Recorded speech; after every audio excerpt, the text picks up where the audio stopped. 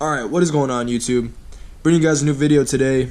Here we have the CravenSpeed Platypus front license plate mount for the MK7 GTIs. This is from 2015 and up, and let's go ahead and open this up, see what's inside, and then go install it on the car real quick. There's the actual plate itself. Put that to the side. You got, what else you got in there?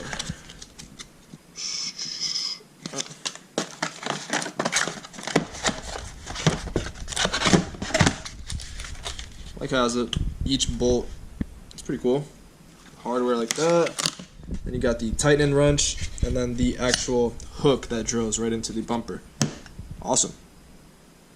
Nice quality too, look at that, CravenSpeed, made in USA. Awesome. Alright guys, so step one is to remove the tow hook cover. So we're going to go ahead and get like a plastic pry tool or a screwdriver with tape around it and pry that off. There we go. Let's put the thing on there.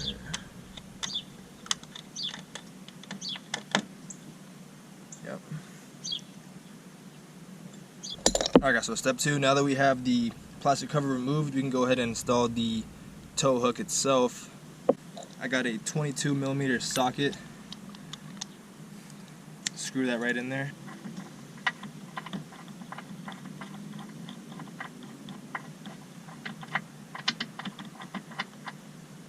Okay, that's it by hand.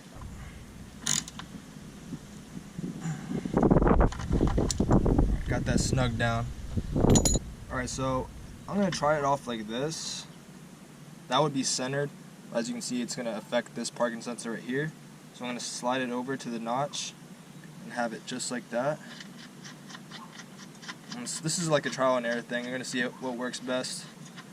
I think I got it positioned fairly where I want it to be.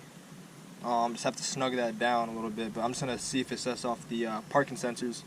So I'm going to go ahead and put the plate on and give it a test. We have the final product looking nice and clean on the car. See the angle right there? It's really close to the bumper. Yeah, it looks great. Right, what is going on YouTube?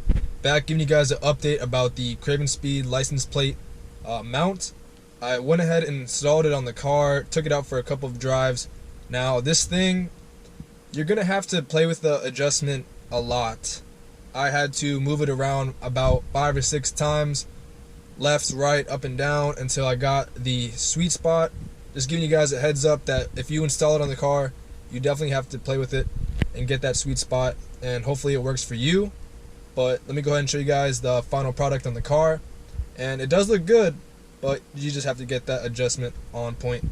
So yeah guys, thanks a lot for watching. If you guys want to see more videos on the MK7 GTI, please leave a comment down below. It's almost time. So thanks a lot for watching, and I'll catch you guys in the next video.